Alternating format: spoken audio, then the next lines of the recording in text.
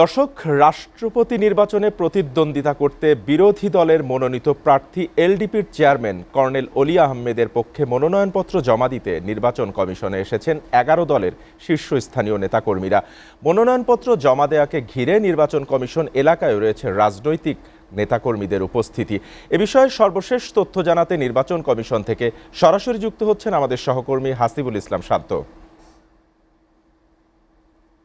শান্ত, colonel অলি আহমেদের পক্ষে মনোনয়নপত্র জমা দিতে ১১ দলের যে নেতাকর্মীরা এসেছেন, এই মুহূর্তে নির্বাচন কমিশনে আপনি কেমন পরিস্থিতি দেখছেন সেটি জানাবেন।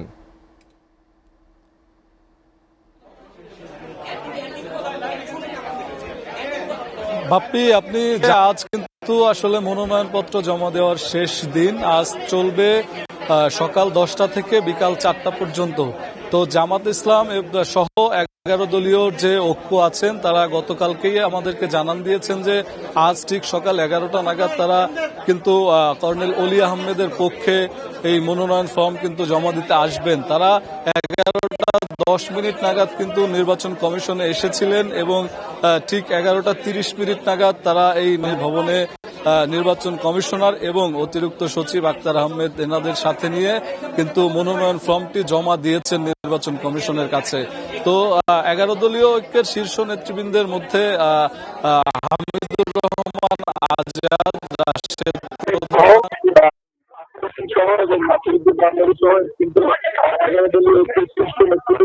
11 দলীয় ঐক্যের শীর্ষ নেতৃবৃন্দ কিন্তু সবাই এখানে আছেন এবং সভাকক্ষে তাদের সভা এখনো চলমান। তো এই আমরা জানতে পেরেছি যে হয়তো দুপুর 2টা নাগাদ কিন্তু বিএনপির পক্ষ থেকেও কিন্তু মনোনয়নপত্র জমা দিতে নির্বাচন কমিশনে আসবেন। তো আমরা আপনার মাধ্যমে কিন্তু সেটিও দর্শকদেরকে দেখানোর চেষ্টা করব। তো এখনো সভাকক্ষে 11 দলীয় ঐক্যের কিন্তু সভা চলছে।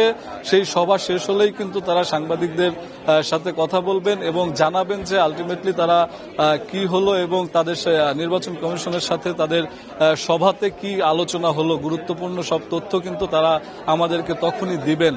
তো বাপ্পি, এই মুহূর্তে আপনাকে আমি জানাতে চাই যে এই নির্বাচন কমিশনে রাষ্ট্রপতির মনোনয়নপত্র জমা দিয়েছেন এলডিপির চেয়ারম্যান কর্নেল অলি আহমেদের পক্ষ থেকে 11 দলীয় শীর্ষস্থানীয় নেতৃবৃন্দরা। তো জমা দেওয়ার পরে কিন্তু সভা চলছে, সভা শেষ করে আমাদেরকে ব্রিফ করবেন। তো বাপ্পি, নির্বাচন কমিশন থেকে পর্যন্ত ছিল।